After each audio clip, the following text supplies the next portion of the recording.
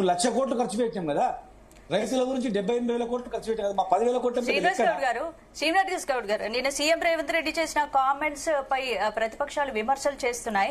మరి హామీలు నెరవేర్చకపోవడానికి కారణం ఆర్థిక పరిస్థితి దివాలా తీయడానికి కారణం, అన్నిటికీ కారణం గత ప్రభుత్వం చేసిన అప్పులే అని సీఎం రేవంత్ రెడ్డి నిన్న కుండ బద్దలు కొట్టి చెప్పారు. మరి దీనికి ఏం చెప్తారు?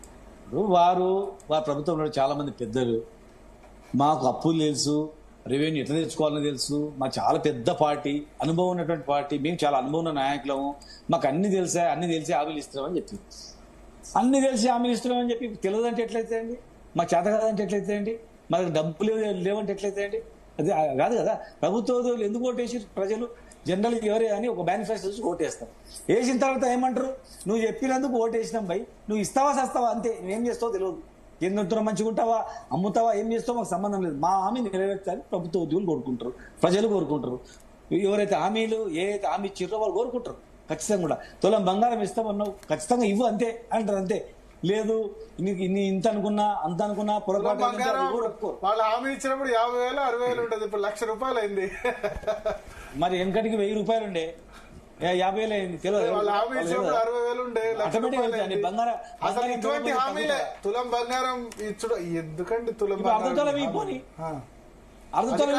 రావాలని చెప్పి ఎట్లాంటి హామీలు ఇస్తే వాళ్ళైనా మీరే కాదండి. ఇప్పుడు నువ్వు తులం ఇస్తా అన్నావు, ఇప్పుడు పెరిగింది కదా, అర్ధ ఇచ్చే పని, అర్ధ ఇస్తున్నా అని చెప్పండి. ఏమి ఇవ్వకుండా అసలు తులం బంగారం సరే ఏదైనా చేసుకొని మిగతా అంశాల నుంచి కాదు.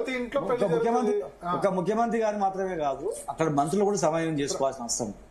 మంత్రులు సమన్వయం చేసుకొని మంత్రుల కమిటీ బాధ్యత తీసుకోవాల్సిన రెస్పాన్సిబుల్ పర్సన్స్.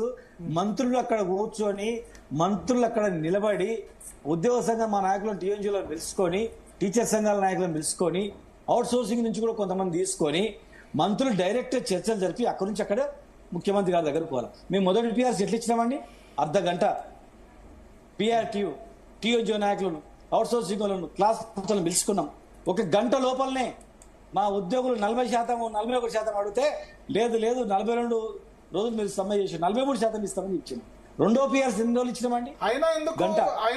గతంలో ఆంధ్రప్రదేశ్ లో సంవత్సరము 100 మీటింగ్లు అవుతుండే, 100 మీటింగ్లు, 50 మీటింగ్లు అవుతుండే.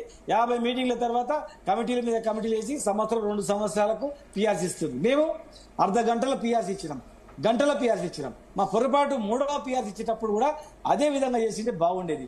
కానీ అప్పుడున్నటువంటి చీఫ్ సెక్రటరీ గారు కానీ ఇప్పుడు అధికారులు కానీ చెప్పినా సరే, ఇన్ని చేసినా సరే 2018లో ఉద్యోగులు మీకు అనుకూలం లేరు, 23 అసెంబ్లీ ఎలక్షన్స్ లో కూడా లేడు. కరెక్ట్, 18లో ఉన్నారు, 2 సార్లు వ్యతిరేకమే. లేదు 18లో ఉన్నారు, 2014లో ఉన్నారు. అన్యాయం వాళ్ళు పనిచేసిందని వద్దనికి లేదు. 2000 నెక్స్ట్ మొన్న వచ్చే వరకు ఏమైందంటే, 2018 కాంగ్రెస్ మెజార్టీ వచ్చింది పోస్టల్ బ్యాలెట్ లో. చిండొచ్చు లేదు, వేసిండ్రు. ఉద్యోగ కుటుంబాలు మొత్తం మాకు వేసినాయి, ఉద్యోగులు మాకు దూరం అనేది ఏం లేదు. మొన్నటి వరకు వచ్చినప్పుడు ఏమైందంటే, అందరినీ నాయకులను పిలుచుకొని చర్చించి, వాళ్ళకు మీకు నెక్స్ట్ ఎలక్షన్ కాగానే ఇస్తామని చెప్పి వాళ్ళతో మాట్లాడి చేసింటే బాగుండేది. మాట్లాడకుండా డైరెక్ట్ గా 5% అనే వరకే మా వాళ్ళకు అది ఏంది ఇంత తక్కువ ఇచ్చారని కొంచెం బాధ కలిగింది. ఇంకా కొన్ని అంశాలు ఉన్నాయి, అన్ని కొంత పొరపాటు జరిగినాయి, ఆఫీసులలో పొరపాటు జరిగినాయి. మేము ఇంటర్నల్ గా ఏంటంటే, ఎలక్షన్ కాగానే ఇస్తాం, పబ్లిక్ అంతా మొత్తం ఎంప్లాయీస్ కి ఐఎస్టీ జీతాలను బదనాం చేస్తున్నారు. ఎలక్షన్ కాగానే ఇస్తామని అన్నారు, కోఆర్డినేషన్ దెబ్బతింది.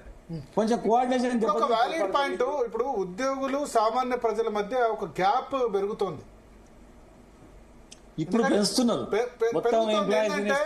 సామాన్య ప్రజలు ఉద్యోగుల మధ్య ఇప్పుడైనా ఆ గవర్నమెంట్ లోనైనా ఉద్యోగులు అంటే అక్కసు, ఈర్ష, అసూయ అన్నది పెరుగుతోంది. అది రాకుండా ఎట్లాంటి చర్యలు తీసుకుంటారు అడుగుదాం మనం. ఇప్పుడు ఎక్కడ పడితే అక్కడ ఏంటంటే, ఎంప్లాయీస్ తోనే పైసలు ఉన్నాయి, వాళ్ళతోనే ₹1,00,00,000 ఉన్నాయిరా, వాళ్ళే సంపాదించుకుంటున్నారనే టైప్ లో ప్రచారాలు చేస్తారు. తప్పది. చాలా మంది 99% ఉద్యోగులు జీతం వస్తున్నాక మళ్ళీ జీతం ఎప్పుడు వస్తారో ఎదురు చూస్తూ ఉంటారు. ఆ జీతం వచ్చినాకనే చిట్టీలు కట్టుకొని, పిల్లగాని ఫీజులు కట్టుకొని, ఇంత తిండి తెచ్చుకొని, కిరాయిలు కట్టుకొని బతికేటువంటి ఉద్యోగులు చాలా మంది ఉన్నారు. కనుక అట్లాంటిది ఏం పరిస్థితి లేదు. గ్యారెంటీగా ఉద్యోగులకు ఇచ్చిన హామీ నెరవేర్చాల్సిందే, వాళ్ళను గౌరవించాల్సిందే. మంత్రులు డైరెక్ట్ గా ఆఫీసర్లతో అయ్యేది కాదు అది. ఈయన చర్చించి ఎవరితో మాట్లాడతాడు, మళ్ళా ఎవరితో మాట్లాడితే సరే వారం రోజులల్లా వీళ్ళు బాధ్యత తీసుకోమని చెప్పండి, వారం రోజులల్లా టైం ఇచ్చారు కదా, వారం రోజుల్లో పరిష్కారం చేయమని చెప్పండి. మా రిటైర్డ్ ఎంప్లాయీస్ 10 లక్షలు